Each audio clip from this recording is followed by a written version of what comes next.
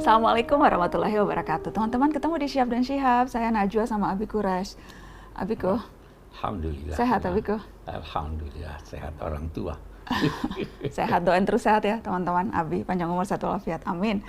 Abiku, lagi ramai soal Habib. Beberapa kali sih ramai soal Habib. Cuma yang sekarang Nana mau kita bahas soal itu di Syihab-Syihab ini. Habib atau orang yang memiliki garis keturunan dengan Rasulullah SAW. Ramai jadi pusat perhatian netizen, bahkan ada yang juga jadi kontroversi dan pro kontra di mana-mana soal Habib ini, atau orang yang dipercaya memiliki garis keturunan dengan Nabi. Tapi memang kedudukannya seperti apa, Bi? Memang ya ada orang-orang yang punya garis keturunan langsung dengan Rasulullah SAW? Ada. Buya Hamka juga dulu pernah bicara bahwa itu ada, di Indonesia ada. Sekarang begini, kita lihat. Memang ada bangsa-bangsa, ada masyarakat yang memberikan perhatian yang besar menyangkut garis keturunan. Kita berkata sekarang, ratu-ratu Inggris itu ada garis keturunannya. Nah, demikian juga halnya dengan Nabi, itu ada garis keturunannya, ya kan? Hanya memang ada beberapa istilah, ahlal bait, ada istilah al-qurba, kerabat, dan lain-lain sebagainya. Tetapi secara umum dapat dikatakan bahwa garis keturunan, dinamai garis keturunan Nabi itu adalah anak cucu beliau melalui Sayyidah Fatimah dan Ali bin Abi Thalib. Ada orang yang berkata itu kan dari Fatimah, mestinya kan garis keturunan dari laki-laki. Dijawab begini, Nabi menjadikan itu dari Fatimah karena Nabi Isa pun dinamai putra Maryam. Banyak itu orang-orang Yahudi itu tidak mengakui orang Yahudi kecuali kalau dari keturunan wanita, bukan laki-laki. Itu sebabnya dia tidak akui sebagai anak keturunan Ibrahim. Jadi ada, itu terpelihara. Memang orang berkata apa buktinya? Bukti yang paling konkret adalah sejarah. Di mana-mana ada. Di Iran itu bisa diketahui ini orang garis keturunan atau tidak karena ada pakaiannya serban hitam. Nah, tetapi kita tidak ingin menjadikan garis keturunan ini sebagai suatu keistimewaan yang melebihi kewajaran. Allah berfirman, "Wala tatamannaw ma faddalallahu ba'dakum 'ala ba'd." Jangan saling iri menghendaki apa keistimewaan orang itu Anda miliki pula. Tetapi karena dia keistimewaan, setiap keistimewaan punya konsekuensi, punya kewajiban. Kalau kewajiban itu tidak terpenuhi, maka garis keturunan yang dimilikinya tidak akan ada artinya. Nabi Nuh punya anak, garis keturunannya ada, tapi Allah menyatakan innahu amalun ghairu salih. Dia punya pekerjaan, tidak diakui dia oleh Tuhan sebagai garis keturunannya. Tuhan menjanjikan, wahai Nuh, saya akan selamatkan kamu dan keluargamu. Waktu anaknya sudah tenggelam, wahai Tuhan, anakku dari keluargaku. Bukan. Jadi ada konsekuensinya. Dari sini kemudian garis keturunan ini terpelihara yang mestinya ikut terpelihara sifat-sifat baik itu. Kenapa garis keturunan itu menjadi penting? Karena ada pengaruh fisik dan psikis orang tua kepada anaknya. Sebabnya ada buku namanya Child Between Heredity and Education. Apa yang lebih berpengaruh? Yang jelas ada pengaruh dari ayah, kakek, dan sebagainya. Sehingga ini ada keistimewaannya. Ya kan? Dari sini kemudian ada orang-orang, termasuk di Indonesia ini, ada garis keturunannya dan itu terpelihara. Sampai sekarang, Bi? Sampai sekarang terpelihara, ada kantor khusus yang ini. Agama memang memerintahkan untuk memelihara itu. Oke. Jadi, tapi konsekuensinya apa sifat-sifatnya sesuai dengan itu. Mereka yang datang ke Indonesia ini itu umumnya datang dari Hadramaut. Kakeknya sebelum sampai ke Hadramaut tadinya ada di Irak. Kemudian dia berhijrah dari Irak. Berhijrah dari Irak bukan untuk mencari nafkah ke Hadramaut. Karena dia kaya raya di Irak. Hadramaut gersang. Tapi dia datang untuk mengajarkan agama. Untuk mempersatukan masyarakat. Putra-putranya melanjutkan misinya sampai kepada seorang yang dinamai Al-Faqihil Muqaddam. Al-Faqihil Muqaddam ini sosok yang diistilahkan mematahkan pedang. Kami tidak akan melakukan kekerasan apapun. Kami berdakwah dengan akhlak yang baik. Keturunannya inilah sebagian yang datang ke Indonesia. Bukan untuk mencari nafkah. Untuk menyebarkan Islam. Untuk menyebarkan Islam. Tidak dengan pedang. Tidak dengan pedang, tidak dengan kekerasan. Mereka tidak bisa berbahasa daerah Indonesia, bahasa Indonesia atau bahasa Jawa, tetapi bagaimana mereka bisa mempengaruhi masyarakat melalui akhlaknya. Jadi tidak mengenal kekerasan, tidak mengenal makian. Nah, inilah yang berlanjut. Mereka berdakwah di sini sampai meninggalkan keluarganya.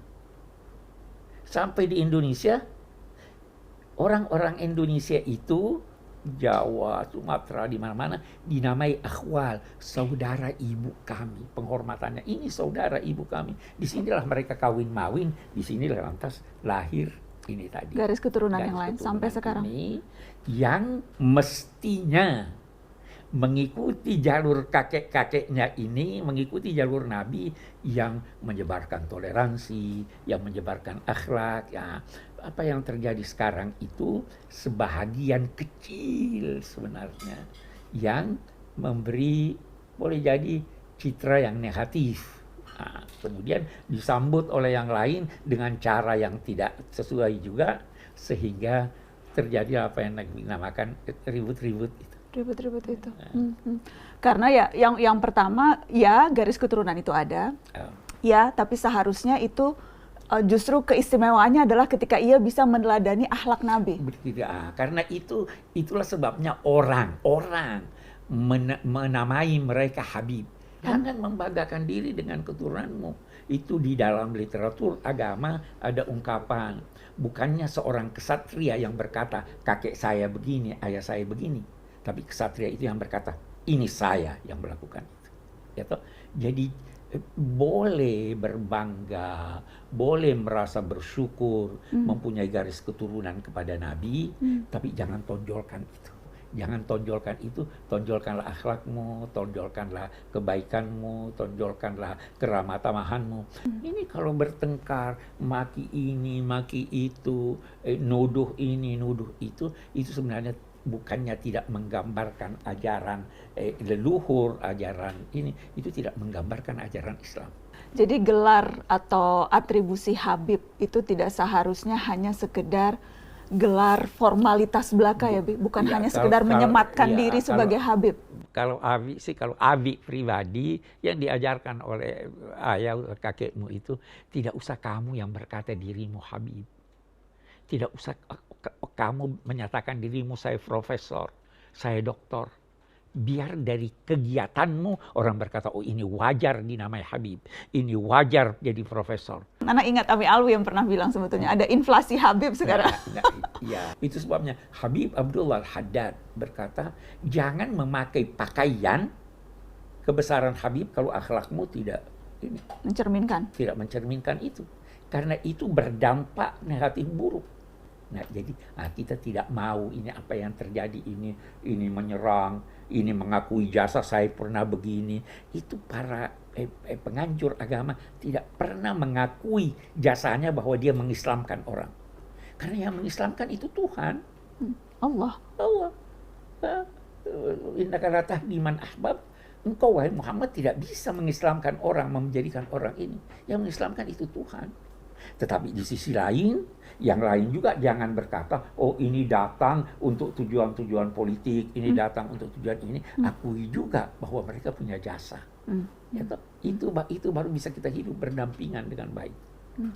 Abiku, tapi apakah memang ada tugas yang khusus di Emban, atau apakah memang keturunan Rasul ini memang punya hal-hal yang spesifik seharusnya dilakukan?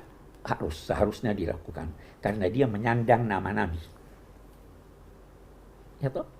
Sekarang kita mau lihat itu raja-raja di Inggris, kita ambil raja-raja di Inggris, ratu-ratu di Inggris, ada tugas-tugas yang harus dilakukan. Yeah. Ada, karena dia raja, karena dia ini.